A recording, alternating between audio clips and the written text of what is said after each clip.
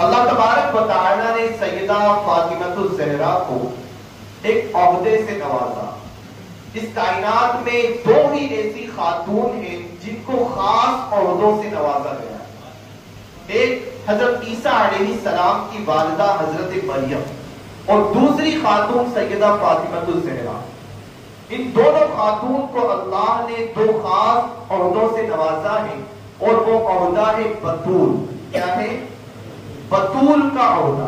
جس طرح سے مردوں کو نوازا جاتا ہے نبوت کے عہدے سے، امامت کے عہدے سے، رسالت کے عہدے سے، خلافت کے عہدے سے، تو عورت جو مستور ہوتی ہے وہ نہ نبی ہوتی ہے، نہ خلیفہ ہوتی ہے، نہ امام ہوتی ہے، نہ رسالت ہوتی ہے.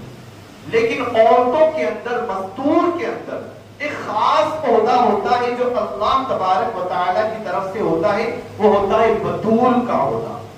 بطول کا آسان لفظوں میں آپ کو معنی سمجھاؤں کہ بطول اس خاتون کو کہا جاتا ہے کہ جس کو نماز پڑھنے کے لیے وضو کرنے کی ضرورت نہ پڑے. ایک آسان لفظوں میں یہ آپ سمجھے کہ جس کو نماز پڑھنے کے لیے وضو کرنے کی ضرورت نہ پڑے اس خاتون کو بطول کہتے ہیں. اور آسان لفظوں میں کہیں کہ جس کو روزے رکھنے کے لیے، جس کو رمضان کے اندر روزے رکھنے کے لیے پاک اور صاف ہونے کی ضرورت نہ پڑے، یعنی پورے مہینے کے وہ روزے رکھ سکتی ہے. ایک پورے مہینے کے وہ روزے رکھ سکتی ہے.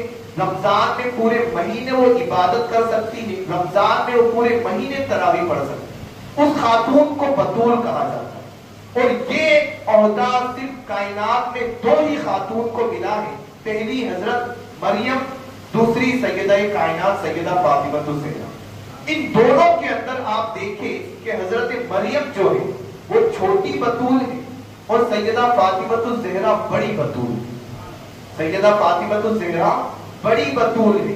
علامہ اقبال کہتے ہیں کہ حضرت مریم کو بطول ہونے کا عہدہ جو ملا ہے صرف ایک ہی نسبت سے ملا ہے کہ ان کے بیٹے کو اللہ نے نبوت عطا کی اور ان کا بیٹا حضرت عیسیٰ علیہ السلام ہوئے، جو بغیر باپ کے اللہ نے انہیں ایک بیٹا عطا کیا. لیکن سیدہ فاطمہ الزہرا ایسی بطول ہے کہ نبی کی بیٹی ہے اور علی کی زوجہ ہے اور حسنین کریمین کی اماں ہے. تین نسبت سے اللہ نے انہیں بطول بنایا. تو اس نسبت سے سیدہ کائنات کا جو عہدہ ہے وہ سیدہ مریم سے بھی اونچا اور بڑا ہے. یہ بطول کا میں آپ کو معنی سمجھا رہا ہوں کہ بطول اس خاتون کو کہتے ہیں جو اپنے آپ کو اللہ کی راہ میں دے دیتی ہے، دنیا سے قطع تعلق ہو جاتی ہے، اسے اب دنیا سے کوئی مطلب نہیں. اب اس نے اپنے آپ کو سپرد کر دیا ہے اللہ تبارک و تعالی کی بارگاہ میں. حضرت مریم کون تھی؟ حضرت عیسیٰ علیہ السلام کی والدہ، وہ خاتون کے جسے اللہ نے ایک بیٹا دیا بغیر شوہر کے. بغیر شوہر کے یہ قدرت کا قانون ہے کہ جب دو میاں بیوی آپس میں ملاقات کریں گے تب ہی جا کر اولاد ہوگی. قانون فطرت. اس فطرت کے قانون کو اللہ نے توڑ کر عیسیٰ علیہ السلام کی ولادت کروائی اور اپنی توحید منوائی کہ اللہ وہ ہے جو بغیر باپ کے بھی بیٹا پیدا کر سکتا ہے. اور حضرت مریم کے اوپر جب تہمت لگنے لگی تو اللہ تبارک و تعالی نے 3 دن کے عیسیٰ علیہ السلام کو زبان دی، بولنے کی قوت عطا فرمائی اور کہا کہ اپنی والدہ کے لیے تو کیا کر گواہی دی. حضرت عیسیٰ علیہ السلام نے فوراً گواہی دینا شروع کی کہ میں اللہ کا نبی ہوں اور مجھے اللہ تبارک و تعالی نے بھیجا ہے. یہ بطول تھی حضرت مریم. اب بطول دیکھیں آپ کہ جب جبرائیل علیہ السلام آتے ہیں حضرت مریم کے پاس، اب یہاں پر حضرت جبرائیل علیہ السلام کو آنے کے لیے اجازت مانگنے کی ضرورت نہیں پڑی. حضرت مریم مسجد اقصیٰ کے اندر ہے، وہاں پر ایک حجرہ ہے، وہاں پر حضرت مریم رہ رہی ہے اور وہیں پر خدمت کر رہی ہے. حضرت جبرائیل علیہ السلام ڈائریکٹ ان کے کمرے میں داخل ہو جاتے ہیں. جیسے ہی داخل ہوتے ہیں سورہ مریم کے اندر اللہ نے پوری تفصیل کے ساتھ یہ باتیاں بیان کیا. حضرت مریم گھبرا جاتی ہے، کہتی ہے کہ تو کون ہے؟ اگر تو متقی نہیں ہے تو فوراً یہاں سے نکل جا. جب وہ قریب آتے ہیں تو حضرت مریم کہتی ہے کہ تو کیا جانتا نہیں میں بطول ہوں؟ اللہ نے مجھے بطول بنایا ہے. حضرت جبرائیل کہتے ہیں کہ اگر یہ خاتون تو بطول ہے تو سن لے کہ میں بھی تیرے رب کا رسول ہوں، مجھے اللہ نے بھیجا ہے کہ میں تجھے ایک بیٹا عطا کروں، مجھے اللہ نے بھیجا ہے کہ میں تجھے ایک بیٹا عطا کروں۔ اب یہی جبرائیل علیہ السلام جب جاتے ہیں سیدہ کائنات کی بارگاہ میں تو اجازت لینے کی ضرورت پڑتی ہے۔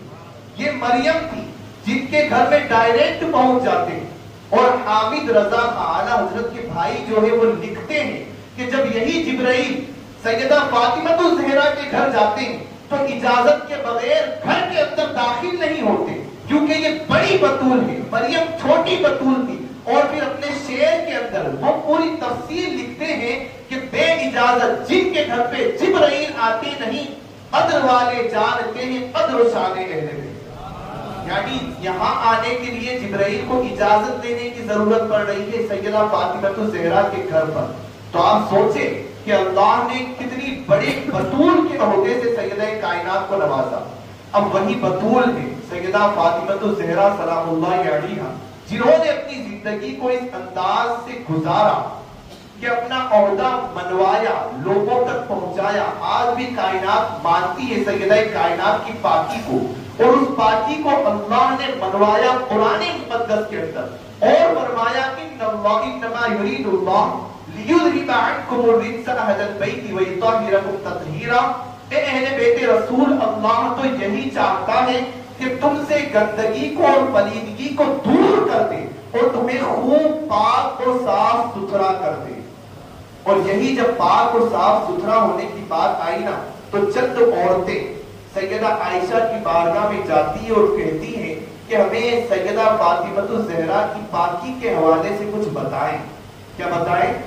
سیدہ فاطمہ کتنی پاک ہے، اللہ نے انہیں کس قدر بطول بنایا ہے۔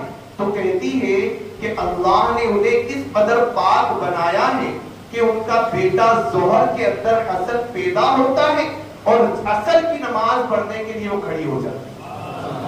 آپ اندازہ لگائیں، یہ پاکی کا عالم ہے کہ ظہر کے اندر حسن جیسا امام دنیا کو عطا فرما رہی ہے، اور عصر کی نماز کے لیے آپ اللہ کی بارگاہ میں کھڑی ہو جا رہی ہیں۔ دن بھر جو ہے اللہ تبارک و تعالیٰ کی عبادت کرتی، پوری رات اللہ کی عبادت کرتی۔ آج پوری کائنات کی عورتوں کو بالخصوص ہم مسلمانوں کی ماں بہنوں کو ضرورت ہے سیدہ کائنات سلام اللہ علیہا کی سیرت مبارکہ کو اپنانے۔ آج جو ہمارے معاشرے کے اندر بگاڑ پیدا ہو رہا ہے، آج جو ہماری ماں بہنیں ماڈرن لائف جینے کے بہانے سے جو ہے اپنے آپ کو ننگا کر رہی ہیں، اپنے آپ کو بازارو بنا رہی ہیں، اپنے آپ کی نمائش کروا رہی ہیں، یہ سارے کھیل جو رچے جا رہے ہیں، یہی وجہ بن رہی ہے کہ سیدہ کائنات کی زندگی کو نہ پڑھا ہے نہ ہی لوگوں تک پہنچایا گیا ہے صحیح طریقے سے۔ جس طرح سے آپ دیکھیں کہ اللہ تبارک و تعالی جب کل قیامت کے لیے ان زندہ درگور کی ہوئی لڑکیوں کو اٹھائے گا نا تو ان سے سوال کرے گا کہ تمہیں کیوں قتل کیا گیا؟ حالانکہ سوال ہونا چاہیے قاتل سے۔ آپ صلی اللہ علیہ وسلم کے تشریف لانے سے پہلے لوگ اپنی بیٹیوں کو زندہ دفن کر دیتے کہ آپ صلی اللہ علیہ وسلم کے زمانے کا واقعہ ہے، اور مکہ کے اندر یہ مشہور ہے، پوری کائنات میں مشہور ہے کہ آپ کے آنے سے پہلے لوگ اپنی بیٹیوں کو زندہ درگور کر دیتے تھے۔ لیکن اللہ کل قیامت میں اس باپ سے نہیں پوچھے گا، بیٹی سے پوچھے گا کہ تجھے کیوں قتل کیا گیا، تجھے کیوں دفن کیا گیا۔ اسلام یہ کہتا ہے کہ کل قیامت کے دن اللہ تبارک و تعالیٰ ان لوگوں پر اتنا غضبناک ہوگا کہ ان سے بات کرنا بھی پسند نہیں کرے گا جنہوں نے اپنی بیٹیوں کو زندہ دفنایا تھا۔ اسی لیے اللہ ان کی بیٹیوں سے پوچھے گا کہ تمہارا جرم کیا تھا کہ تمہیں ان لوگوں نے زندہ درگور کیا۔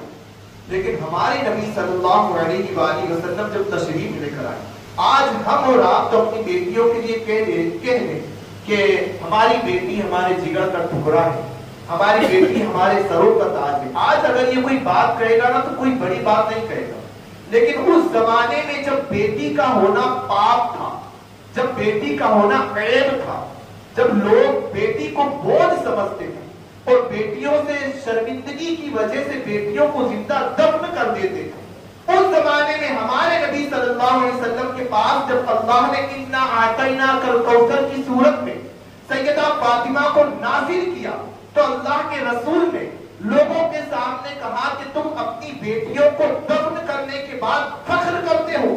آج یہ محمد اعلان کرتا ہے کہ میری بیٹی فاطمہ میرے جگر کا ٹکڑا ہے. اس زمانے میں بڑی بات تھی کہ ایک بیٹی کے لیے اتنا بڑا جملہ کہہ دینا. اور پھر آپ صلی اللہ علیہ وسلم نے جب یہ جملہ کہا تو لوگ حیران ہو گئے کہ بیٹی کو اسلام اتنی عزت دے رہا ہے. اور یہ عزت آپ صلی اللہ علیہ وسلم نے اپنی بیٹی کے ذریعے پوری کائنات کی عورتوں تک پہنچائی. لیکن آج وہی عورتیں اسی عزت کو روند رہی ہیں اپنے قدموں تک.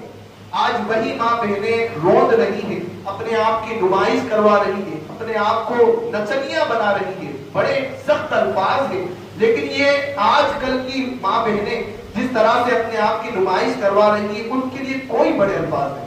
آج شادیوں میں دیکھیں ایک باپ کے سامنے ایک بیٹی بڑی بے فکری سے ناچ رہی ہوتی ہے اور باپ ہنس رہا ہوتا ہے, اس کی ویڈیو بھی چل رہی ہوتی ہے, وائرل بھی ہو جاتی ہے. آج ایک جو ہے اسلام کی بیٹی اگر کسی غیر مسلم کے ساتھ بھاگتی ہے تو آپ یاد رکھیں کہ صرف اس گھر والے کی اور اس ایک بچی کی عزت پر جو ہے بات نہیں آتی, بلکہ پورے اسلام کے اوپر بات آتی ہے. جب وہ غیر مسلم ایک اسلام کی بیٹی کو لے کر جاتا ہے تو وہ اس کے باپ کے نام سے نہیں کہتا, وہ کہتا میں ایک مسلمان کو بھگا کر لایا, میں ایک اسلام کی بیٹی کو بھگا کر لایا. ڈائریکٹ پورے اسلام کے اوپر بات آتی ہے, پوری مسلم قوم کے اوپر بات آتی ہے. تو یہ ساری وجہ بن رہی ہے کہ ہم نے جو ہے سیدہ کائنات کو پڑھا نہیں, آپ کی زندگی کو سمجھا نہیں. آپ صلی اللہ علیہ وسلم کے جو پیغام تھے, اصل پیغام, ہم ان تمام پیغام سے آج بھی دور ہیں. یہی وجہ ہے کہ آج ہماری ماں بہنیں ماری ماری پھر رہی, کوئی کسی کو فکر نہیں, شوہر کو فکر نہیں, باپ کو فکر نہیں کہ کیسی سہیلی کے ساتھ اس کی بیٹی میل جول رکھ رہی ہے, کیسے روڈ پر بازاروں میں گھوم رہی ہے. یہ ساری وجہ آپ دیکھیں, اللہ تبارک و تعالی ہمیں جو اس صحیح راہ پر چلنے کی توفیق عطا فرمائیں.